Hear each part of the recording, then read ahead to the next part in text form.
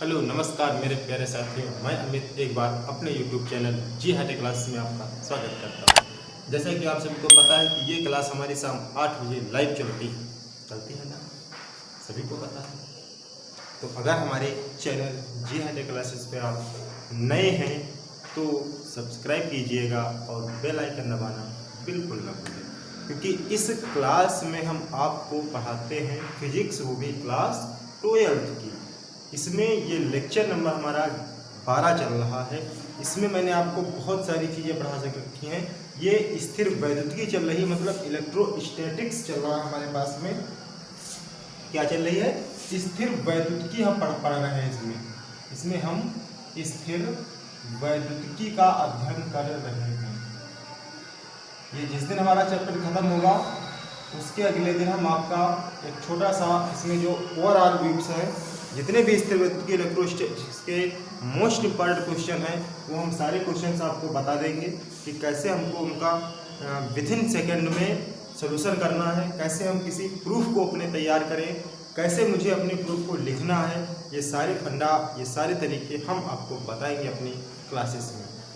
हम अभी चैप्टर पढ़ रहे हैं स्थिर वैद्युतिकी में विद्युत क्षेत्र, फिर हम विभव की बात करेंगे, विभवांतर की बात करेंगे। अभी जो हम पढ़ रहे हैं टॉपिक उसी से रिलेटेड टॉपिक था। मैंने तुमको बताया था विद्युत क्षेत्र में विद्युत क्षेत्र की तीव्रता निकाल रहे थे। एक मैंने अक्ष पे निकाली थी और एक मैंने निरक्ष पे निकाली थी। यही तो सारी बातें हो रही थी। अक्ष की मैंने बात कर ली थी, निरक्ष की मैंने बात कर ली थी। तो जब मैंने अक्ष की बात की थी, ये था हमारे पास में अक्ष के, थोड़ा सा पीछे रिवीजन करते हैं। ये माइनस का क्यू था, ये प्लस का क्यू आवेश था हमारे पास में।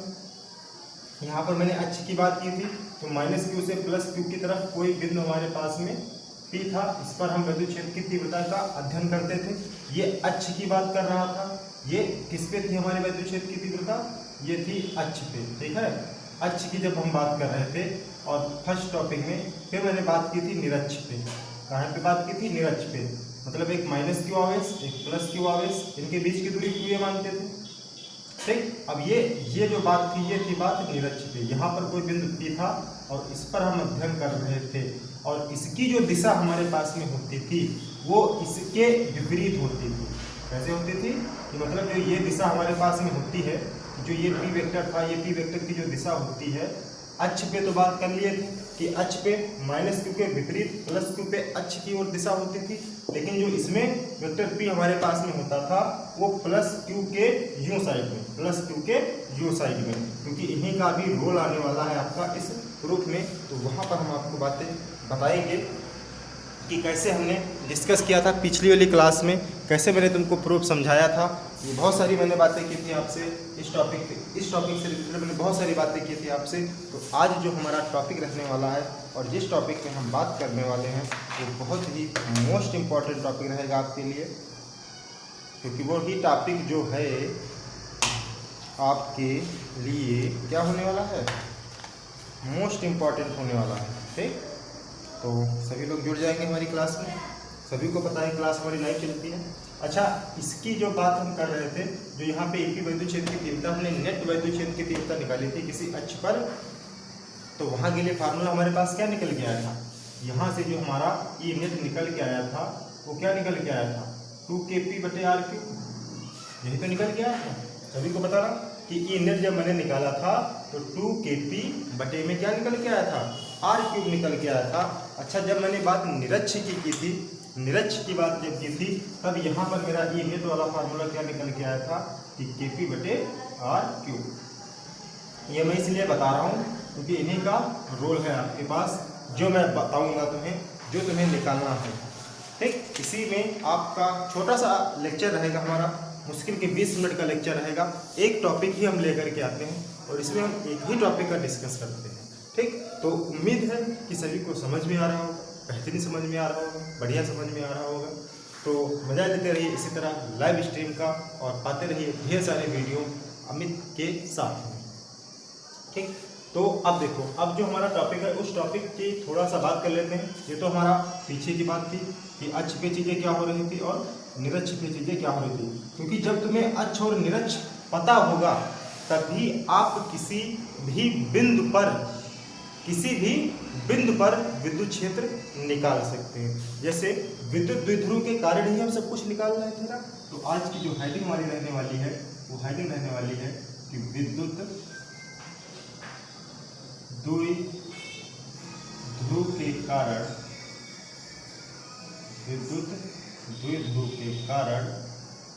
r, थीटा पर विद्युत क्षेत्र।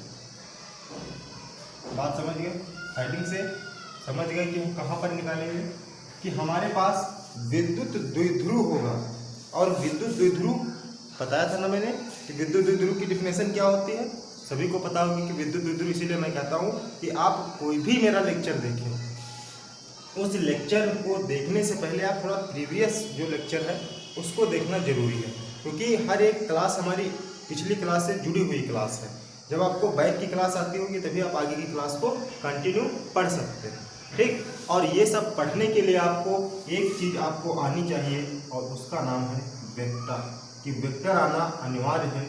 वेक्टर आना अनिवार्य है कि हम किसी भी चीज़ का सदिश निरूपण कैसे करते हैं। तो तुम्हें पता है, मैंने तुमको सिखा भी रखा है कि कोई भी वेक्टर हमारा ए है, अगर हमारे पास में ये थीटा है तो इसके साइड में हम ए कॉस थीटा लेते हैं और थीटा के विपरीत में जो भी हम निकालते हैं वो ए साइन थीटा निकालते हैं। क्योंकि यही सारी चीज़ें भी इसी प्रूफ में काम आएंगी, क्योंकि हम यहाँ पर जो आर थीटा ले रहे हैं इसको हम नाम देंगे सामान्य बिंदु। अब सामान्य बिंदु हम क्यों कहेंगे? क्यों? अब देखो कि भाई विद्युत द्विध्रुव के कारण हमारे पास में है तो जाहिर सी बात है कि एक विद्युत द्विध्रुव होगा, ठीक। क्या होगा हमारे पास में? एक विद्युत द्विध्रुव होगा, एक पर एक बिंदु माइनस क्यू आवेश होगा, एक हमारे पास में प्लस क्यू आवेश होगा, और जिनके बीच की दूरी जो हमारे पास में होगी वो 2a रहती है।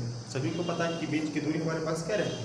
2a रहती है। अगर हम मान लेते हैं कि इस बिंदु से कोई भी बिंदु हमारे पास में P है, कोई बिंदु r दूरी पर कोई बिंदु हमारे पास में P है, ठीक है। इसकी जो दूरी हमारे पास में है वो r है।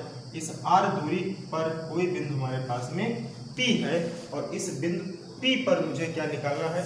विद्युत क्षेत्र के तीव्रता की गणना करनी है। और इसमें आने वाला काम है अक्ष पर और निरक्ष पर और तुम्हारा वेक्टर। ये तीनों चीज़ें अगर तुमने बहुत ही डीपली पढ़ रखी हैं, जैसा कि मैंने आप सभी को पढ़ाया है, तो आप इस प्रूफ को विथिन सेकंड में, मतलब बहुत ही आसान तरीके से कर सकते हैं, ठीक। इतनी बात समझ में आ गई? तो थोड़ा सा इस टॉपिक को पढ़ने से पहले आपको समझना होगा। ये चीज़ समझ में आ गई, जो मैंने फिगर बनाया ये फिगर सभी को समझ में आ गया। अब इस फिगर को समझने के लिए क्या करना होगा? क्या करना होगा? आपको दिशा का ज्ञान होना चाहिए कि अगर हमारे पास में P वेक्टर है, अगर हम इस P वेक्टर की दिशा का अध्ययन करें तो तुम्हें पता है, पहले तो इस P वेक्टर का दिशा तो हम पहले बाद में निकालेंगे, पहले तो हम इसके वेक्टर निकालें। क्या निकालें? वेक्टर निकालें, क्योंकि जब तक हम वेक्टर नहीं निकालेंगे तब तक हमारे पास कोई काम नहीं आएगा। तो वेक्टर निकालने के लिए तुम्हें पता है कि 90 डिग्री हमारे पास होना चाहिए। तो अगर हम इसका वेक्टर मुझे निकालना है इस चीज़ का, तो मुझे इस पर एक 90 डिग्री बनाना पड़ेगा। ये बनेगा ना हमारे पास में, ये 90 डिग्री होगा। ये हमारे पास में क्या होगा? थीटा होगा। क्या होगा हमारे पास में? थीटा होगा ना। अब तुम्हें पता है कि अगर हम कोई भी एंगल थीटा की दिशा में निकालते हैं तो एक cos थीटा आता है, अगर हम थीटा के विपरीत में निकालते हैं तो एक sin थीटा आता है। यही चीज़ आपको समझनी है। जब ये चीज़ आप समझ लेंगे तो आपका प्रूफ विथिन सेकंड में हो जाएगा। आप बहुत ही आसानी से इस प्रूफ को कर सकते हैं। इतनी बात समझ में आई आप सभी को? बताओ। अच्छा, जिसको समझ में आया है वो सभी बताएंगे। अब देखो, यहाँ से अगर हम बात करते हैं इस टॉपिक की, अगर हम यहाँ से बात करते हैं तो अब देखो ये थीटा हमारे पास में है, यहाँ पर हमारे पास में ये r दूरी थी। अगर हम इसके दिशा की बात करें तो इसकी दिशा तुम्हें पता है कि -q। अगर हम किसी अक्ष पर, अब देखो अक्ष की बात करें, ये r बिंदु का मतलब सामान्य बिंदु, इसको हम क्यों ले रहे हैं? थोड़ा सा रुकोगे तब समझाते हैं। थोड़ा पहले r समझ लो कि हम सामान्य बिंदु क्यों ले रहे हैं। r को, r हम सामान्य बिंदु इसलिए ले रहे हैं कि r को हम चाहे जितना बढ़ा दें और इस थीटा का एंगल यूं कर दे, मतलब 360 डिग्री पे हम कितना भी चेंज कर दें, अगर हम थीटा का मान 0 रख देंगे थीटा का मान कितना रख देंगे, 0 डिग्री रख देंगे, तब हम अपनी अक्ष पर आ जाएंगे, अपनी अक्ष पर आ जाएंगे। अगर हम थीटा का मान 90 डिग्री रख देंगे तो हम निरक्ष पे पहुंच जाएंगे, लंबवत पहुंच जाएंगे। ये 90 डिग्री ही तो है यहाँ पे थीटा का मान कितना है, 0 डिग्री हमारे पास में है। मतलब इस चीज को थीटा, इसलिए मतलब अक्ष भी इसी में, निरक्ष भी इसी में। आर हमारा सामान्य बिंदु है कि आर दूरी को हम चाहे जितना बढ़ा दें, चाहे जितना बढ़ा दें, चाहे इस बिंदु से यहाँ निकाल ले, चाहे इससे यहाँ निकाल ले, चाहे यहाँ निकाल ले, किसी भी 360 डिग्री एंगल पर हम किसी पर भी निकालें, ठीक, बट हमारी विद्युत क्षेत्र की तीव्रता निकल जाती है। समझ गए कि अक्ष और निरक्ष दोनों इसी में छुपे हुए हैं। अगर हम थीटा का मान 0 डिग्री रख देते हैं तो हमारे पास में अक्ष पे विद्युत क्षेत्र की तीव्रता आ जाएगी। अगर हम थीटा का मान 90 डिग्री रख देते हैं तो हमारे पास में निरक्ष पर विद्युत क्षेत्र की तीव्रता आ जाएगी। इतनी बात समझ रहे सभी लोग? अगर समझ में आया तो बताएं, आया ना समझ में? कमेंट करके सभी लोग बताएंगे सभी बच्चों को समझ में आया इतनी बात हमारी जो मैंने बोला। अच्छा, गुड गुड गुड गुड मेरे प्यारे साथी। देखो, अच्छा, हमने क्या कहा कि जब हम बात अक्ष की करते हैं, क्या करते हैं, अक्ष की जब हम बात करते हैं तो जो इसकी दिशा होती है वो माइनस वेक्टर के विपरीत साइड में होती है, मतलब माइनस से प्लस की ओर होती है। तो इसी प्रकार से माइनस से प्लस की ओर जो हमारे पास में पी वेक्टर होगा, क्या होगा, पी वेक्टर होगा। माइनस से प्लस साइड में क्या होगा, पी वेक्टर हमारे पास में होगा। और निरक्ष में जब हम बात करते हैं तो इस P इस Q के विपरीत साइड में, मतलब जो इसकी दिशा कुछ आएगी तो वो कुछ ऐसे आएगी, यहाँ पर इसकी दिशा बन के कुछ ऐसे आएगी, ये यूं दिशा हमारे पास में बन के आएगी। मतलब निरक्ष में ई हम मान लेते हैं, ये हम निरक्ष की बात करते हैं, ठीक है। और हमारे पास में जो P पे ये होगी वो हम मान लेते हैं वो अक्ष पे, इसको हम ई ए मान लेते हैं, अक्ष पे निकल के आएगी। अब ये इसका क्या है, ये इसका परिणामी हो जाएगा। हम मान लेते हैं ये ऐसे जुड़ा हुआ है। अब इसको हम कोड दे देते हैं नाम अल्फा। इतनी बात समझ में आई सभी को कि माइनस क्यू के विपरीत साइड में अक्ष की होती है और इसके इस अक्ष के जो विपरीत साइड होता है, जो ये वाला साइड है, वो निरक्ष की दिशा होती है, जो निरक्ष की दिशा होती है। और ये इस पी वेक्टर से हम ले रहे हैं, इस पी वेक्टर से ये इसके क्या हो गया, विपरीत हो गया, ठीक। अब हम वही काम करेंगे कि थीटा, अब देखो यहाँ से एंगल ये पूरा 90 डिग्री का है। अगर हम थीटा के साइड में निकालते हैं, थीटा के साइड में निकालते हैं तो कॉस थीटा आता है, और थीटा के अगर हम विपरीत में निकालते हैं तो साइन थीटा आता है हमारे पास में। अब देखो ये हमारे पास में 90 डिग्री है, ये देखो ये ऐसे हमारे पास में विपरीत जाएगा, ये ऐसे हमारे पास में थीटा के क्या जाएगा, सॉरी थीटा के सापेक्ष में हम जाएंगे, थीटा के क्या जाएंगे, सापेक्ष में जाएंगे। तो अगर हम यहाँ से ऐसे निकालते हैं तो ये हमारे पास में थीटा के सापेक्ष पी कॉस थीटा निकलेगा, और अगर हम इसके विपरीत में निकालते हैं तो ये हमारे पास में पी साइन थीटा निकल जाएगा। ये वेक्टर की बात होती है, ठीक है।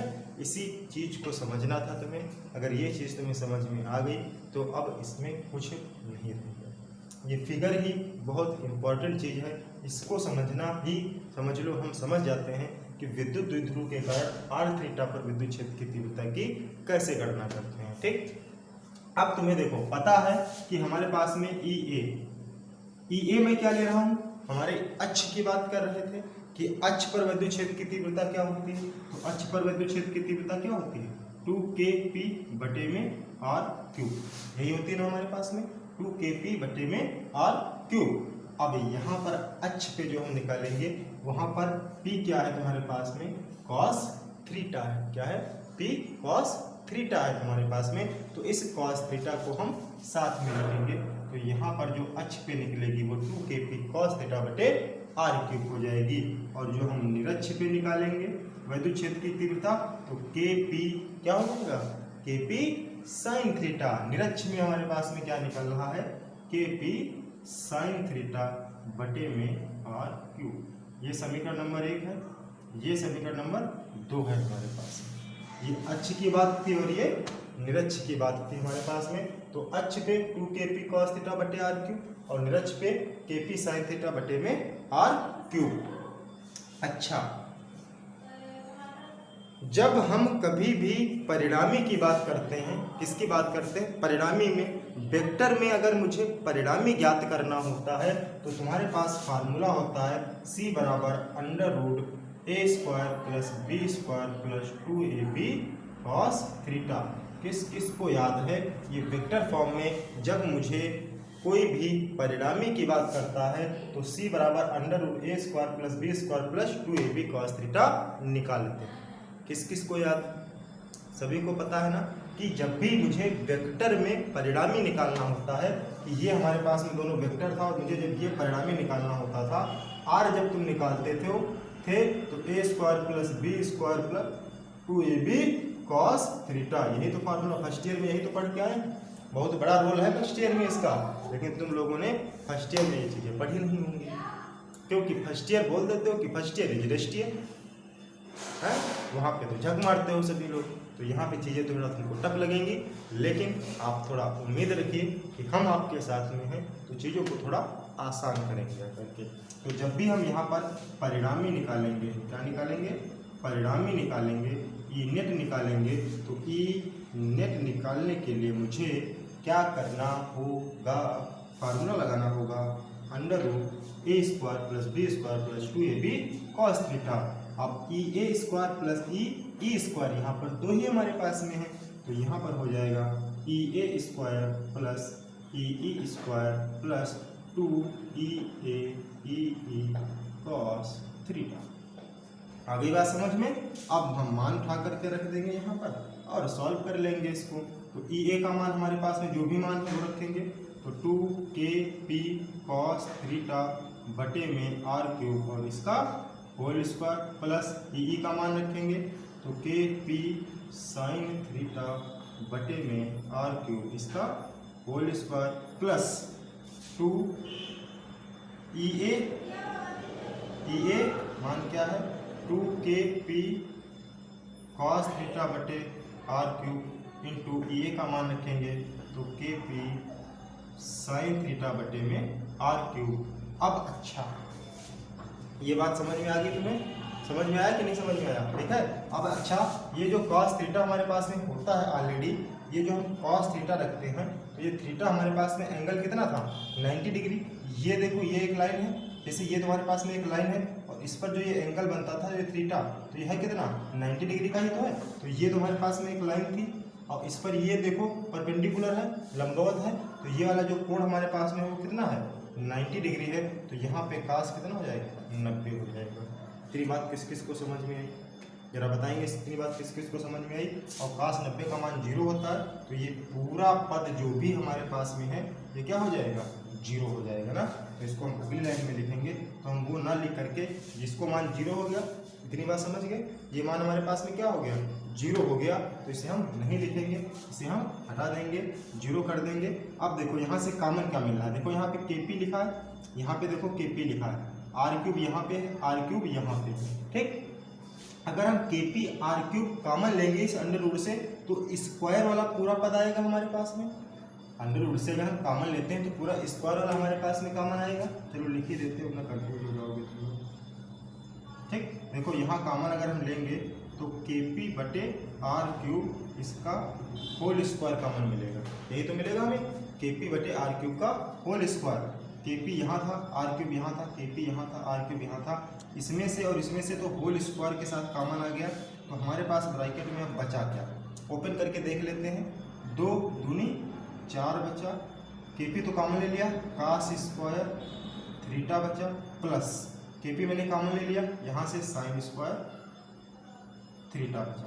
इतना ही तो बचा हमारे पास में, या और कोई चीज़ बची? इतनी ही चीज़ बची हमारे पास में। तो नेक्स्ट आगे देख लेते हैं, नेक्स्ट यहाँ पे देख लेते हैं। थोड़ा सा इसको इरेज करना पड़ेगा, टॉपिक थोड़ा टिपिकल है क्योंकि कैलकुलेशन बेस्ड हमारे पास में है। अब देखो ये पूरा रूट में लिखा है ना, KP r क्यूब का स्क्वायर। अगर हम इसको रूट से बाहर निकालेंगे तो स्क्वायर हमारा बाहर हो जाएगा, ये बाहर आ जाएगा। मतलब इसको हम ऐसे लिख सकते हैं कि KP बटे में r क्यूब और अंडर रूट में हम लिख सकते हैं ये 4 cos स्क्वायर थीटा लिखा। इस 4 cos स्क्वायर थीटा को हम ये लिख सकते हैं 3 cos square theta plus cos square theta plus sine square theta. किसी को कोई दिक्कत बताओ?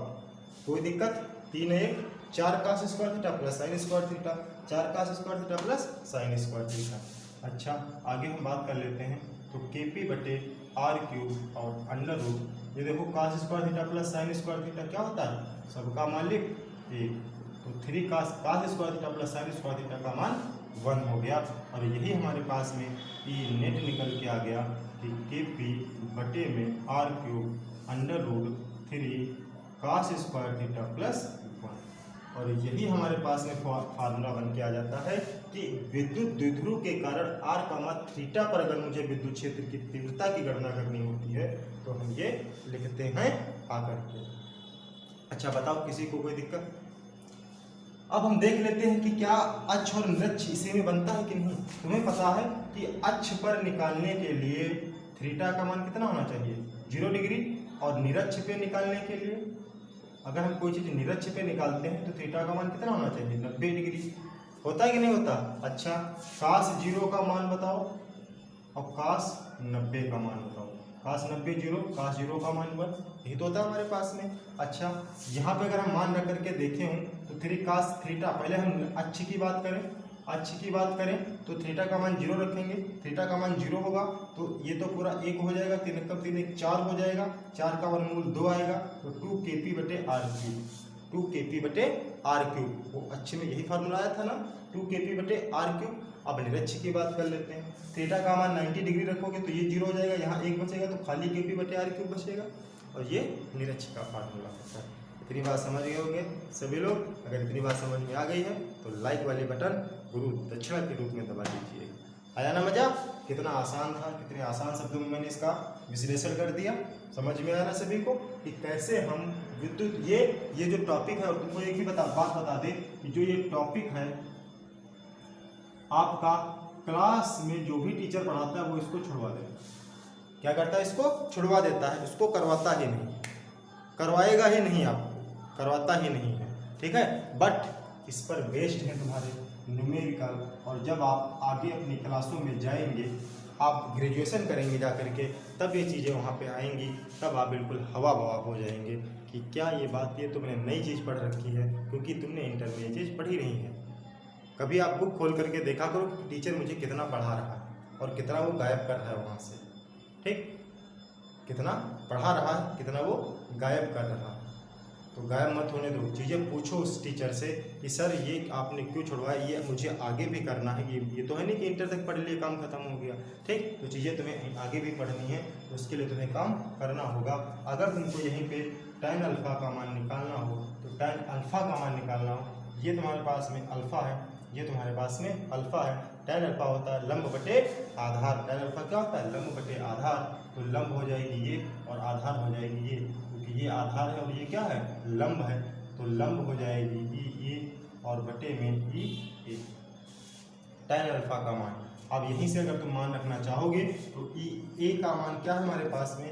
ई का मान है KP साइन थीटा बटे आर क्यूब, और बटे में ए का मान हमारे पास में है 2kp कॉस थीटा बटे आर क्यूब। तुम्हें पता है कि बटे का बटा हमारा कहाँ जाता है? ऊपर जाएगा, तो हम इसे लिखेंगे KP साइन थीटा बटे आर क्यूब, गुणे में ये आर क्यूब ऊपर आएगा और बटे में हमारे पास में 2kp cos theta. Are cube खत्म होगा, KP से KP खत्म हो जाएगा, हमारे पास में tan अल्फ़ा का मान निकल के आ जाएगा साइन थीटा, ऊपर बचा बटे में 2 कॉस थीटा, बटे में 2 कॉस थीटा। अब इसको हम लिख सकते हैं tan अल्फ़ा बराबर 1/2 sine theta upon cos theta, ये होता है हमारे पास में tan थीटा, ठीक। ये लिख सकते हैं ना, tan theta by 2। tan alpha का मान 1/2 tan थीटा, क्योंकि साइन अपान कॉस क्या होता है? tan थीटा हमारे पास में होता है। अगर तुमसे कही जाए, बात कही जाए कि जो विद्युत द्विध्रुव के कारण r, थीटा पर हम विद्युत क्षेत्र निकाले हैं वो कितने एंगल पर निकला है जा करके, तो देखो यहाँ से कि ये हमारे पास में था और यहाँ से तुमने कोई एक बिंदु लिया था r दूरी पर, तो ये हमारे पास में थीटा और प्लस अल्फा, थीटा और फिर अल्फा, मतलब थीटा प्लस अल्फा बिंदु पर हम निकाले थे किसी चीज़ को। ठीक, तो इतनी सारी चीज़ें तुमसे ये पूछता है आपका एग्जाम बोर्ड, और तो ये टॉपिक यहीं पर एंड होता है। और दूसरी बात तुमको बता दें कि अब जो हम पढ़ने वाले हैं वो पढ़ेंगे विद्युत द्विध्रुव पर बल आघूर्ण, torque on a force of electric dipole, torque force on a dipole, electric dipole. अब हम पढ़ने वाले हैं विद्युत द्विध्रुव पर बल आघूर्ण, क्योंकि इससे रिलेटेड हमारे 3 टॉपिक थे, विद्युत क्षेत्र रिलेटेड 3 टॉपिक थे कि विद्युत द्विध्रुव के कारण अक्ष पर तुम्हें निकालना था विद्युत क्षेत्र की तीव्रता, और विद्युत द्विध्रुव के कारण निरक्ष पर विद्युत क्षेत्र की तीव्रता निकालनी थी, और विद्युत द्विध्रुव के कारण आपको एक बिंदु दे दिया गया था r, थीटा, इस पर तुम्हें विद्युत क्षेत्र की तीव्रता निकालनी थी। बात समझ गए? ये तीनों टॉपिक मैंने आपके कंप्लीट कर दिए हैं।